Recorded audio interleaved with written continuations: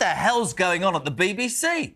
Over the weekend, they've come under fire for allegedly working with Sadiq Khan, boo, to control criticism of ULEZ, boo. And is their commitment to impartiality, my friends, looking a little bit shaky after Ben Elton, the comic, branded the PMA narcissistic sociopath?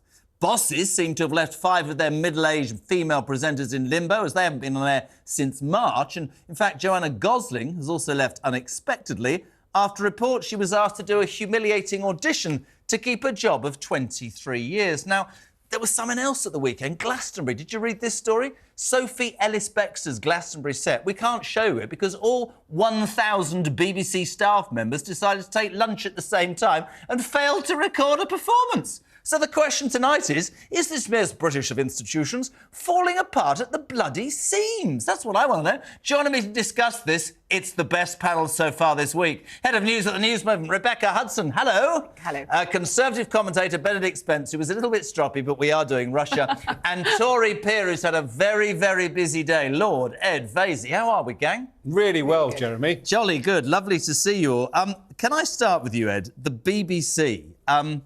Let's start with the Ben Elton thing. I mean, it is supposed to be neutral, and it does strike a chord with a lot of people who would criticise the BBC and say almost daily everybody on the BBC seems to be left-wing and have an agenda against the government of the day. What's your response to that? I think it's a load of old balls, personally. Brilliant. Fantastic. It's terrible. Left-wing views can be expressed on the BBC. Left-wing views are expressed on talkTV. But is there a balance, Ed Vaizey? There is a balance. There was a Conservative commentator on that panel on the Laura Kuenssberg show. Ben Elton was there to plug something, his new book or his new play or something. Yes, he's left-wing. Yes, he expressed himself forcefully, as a lot of artists do tend to express themselves forcefully, but you get a whole range of views on a whole range of BBC political programmes. It's this constant attacks on the BBC are so boring and so wearing, because the BBC is a great British institution that we should cherish. Of course it gets things wrong. You were talking earlier about what they're doing with female newscasters. There is no doubt that something very badly wrong is going on with BBC News. But it's not an impartiality question, it's a management question. They're messing up the reconfiguration, very boring, but they're doing all sorts of reconfiguration from the BBC News channel to BBC mainstream, and they're messing that up, and there's no doubt that they're treating quite a lot of people very badly, but that has nothing to do with left-wing bias. They've got a Director General who was once a Tory councillor. They did have a chairman who was a Tory donor. The guy on the board who's in charge of England was Theresa May's communications director. They're not short of people on their board who can keep an eye on these things. And the idea that it's... Of course there are left-wing people in the BBC, but the idea that it's got this anti-government agenda is nonsense. Benedict, I probably have a different view to Lord Ed Vaizey.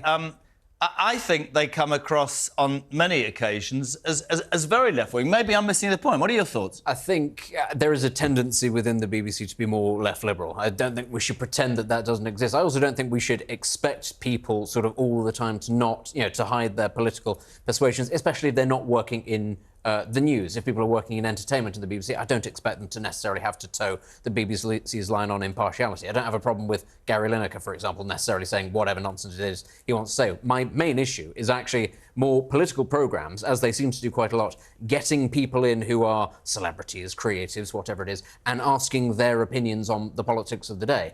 I don't really see what business Ben Elton has pontificating on his views of the government than any other person on the street. He's just a famous person. And that's the problem. Most of people from that kind of background, they do tend to be left-wing. Most of the people who the average BBC employee looks down their list of people to invite and says, Ben Elton, I like him. Yes, he's left-wing. He's very well known. They all tend to fit into that sort of category. So you're always going to get more bias in terms of who the guests are, not because you're trying to push an agenda that is left-wing, but because that's just the nature of the people who live and work in this kind of ecosystem. That's who they are, and I don't really think we need to be listening to those kind of people for their razor-sharp political insight. Rebecca Hudson. I totally agree with Ed Vaizey, which is so rare. Oh, God. End of my career. I have to say, this panel is very It's biased. over. It's very unbalanced. On that Laura Kuenssberg They are show, left-wing, come on. On the Laura Kuenssberg show, we're talking about Rishi Sunak was interviewed. How much more balance do you need to get? You've got the guy calling him narcissistic, and then you've got the bloke himself. They did a brilliant job of balancing that. And we haven't got a balance. There isn't an impartiality problem. This is the channel that's interviewed Nick Griffin, Andrew Tate, Nigel Farage, Mizzy, you name a problematic individual. They've been on the Beeb. So there isn't impartiality. It's a very convenient. I tell you today, Ben Elton defended his comments this morning. He said, "Look, I didn't set out to mug the PM. I was really sad." What about? I went on to plug my rail documentary. I'm sorry, it was a personal reaction. The BBC didn't know I was going to say it, and then I didn't know they were going to play the word salad and then asked me to comment on it. It just happened. That's live telly. Salad, have I missed the... What's that all about? I don't know what that's about. What's happened there? Plugging a railway documentary, but they're putting him on a sort of a prime political show. But he's allowed to have an opinion. He pays taxes and probably votes. He's allowed to have an opinion on the government. He's quite famous. And he's also quite famous. I mean, you're too young to remember, but Jeremy and I grew up with Ben Elton. Yeah, but Benedict made a really good point. Your average person like Ben Elton, people who have made lots of money and hate the establishment, are going to be left-wing. So are they being booked by the BBC to give it a bias? That's the question. Other point that really annoys me about this kind of argument, which is so patronising to the viewer. Guess what? The average viewer thinks exactly the same as Benedict, which is I want to watch Ben Elton because I grew up with him and I quite like to hear about his railway documentary. And when he starts... Railway documentary? What is this audience for railway documentary? When he starts mouthing off about... What is the documentary? Politics, they don't run. They don't go anywhere. Tune out, just as I watch but I'm sorry, Gary Lineker's views I actually disagree with you. I agree with Benedict. You think they know exactly... You think insidiously the great British public is being indoctrinated by Ben Elton. Well, let's talk about you, Liz. Well, they never said he was doing very well. Let's talk about you, Liz, that ridiculous idea of Sadiq Khan's. Don't worry about the black cab drivers and all the people who can't get across London and make a living. Let's worry about the whatever the zone. What does ULEZ stand for? Ultra Low Emission Zone. Right, so, the BBC, I mean... You want me on your pub quiz team. Yes, you do. they have been accused of being biased towards Sadiq Khan and against people where's the evidence? What do you mean, where's the evidence? It's nonsense, because people oppose ULEZ. There was a ULEZ demonstration over the weekend. About 2 people turned up.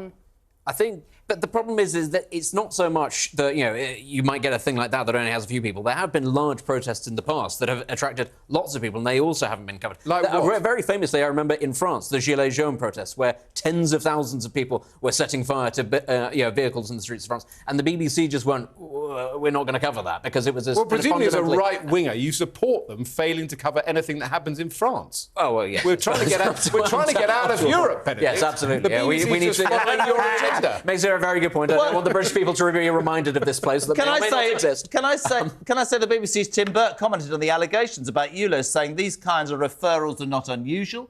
It's part of normal senior editorial oversight of output as stories develop and progress. We have full editorial independence over the content we produce, and we will cover the ULEZ debate from a range of perspectives without fear or favour. Let's just very quickly talk about the 5 female newsreaders who haven't been on air since I don't know when, who might have to re-audition for their jobs. That's not very fair in your balanced world, is it? No, it's not. And I think the BBC does have a problem with kind of getting rid of middle-aged women. No, I do think that. I think we saw what happened to Jenny Murray, all kinds of... as soon as you're a slightly older woman, you are like... So we're not biased, but we're against middle-aged women. But the reason they're doing this is because their budgets are being crunched. They're all fantastic newscasters, but their budgets are being crunched by a Tory government that doesn't like the BBC. Oh, it's the Tory government's fault that they've chosen to lay off 5 women and not 5 men. Come on. No, there is an institutional problem with, and not just on the BBC, but you don't see very many older women on TV unless you're impossibly glamorous like Tess Daly. They're not on TV, so there is a problem there. But this is because the budget is being cut. The BBC, to your point about management, are under huge amounts of pressure to save loads of money. It's supposed to be kind of the jewel in the crown of broadcasting. It's not really, though, is it? I mean, it's the envy of the world. How much does Gary Lineker earn again? Could his salary not have afforded to keep some of these people? Well, It's tell you what, it must be said. It's always when they cut BBC budgets. The BBC, everybody thinks they're going to keep the important things. They're going to keep the World Service. They're going to keep the news. No, they don't. They cut the things that people would expect them to spend the money on first, and that's one of the major criticisms. Like local regions and keep Gary Lineker on £2 million a year. Come on, you cannot tell me. Last word from you, sir. You say that they're balanced. 5 women losing their jobs, but Lineker gets the pay rise. That's not balanced. Look, Becca Hudson is off Tess Daly's Christmas card list. I said she was the only older woman left on the BBC is our geriatric Tess Daly. I mean, they've kept Tess Daly, but they've sacked all the other OAPs. I said impossibly glamorous. Tess Daly, as she goes down to get her old age pension. Right.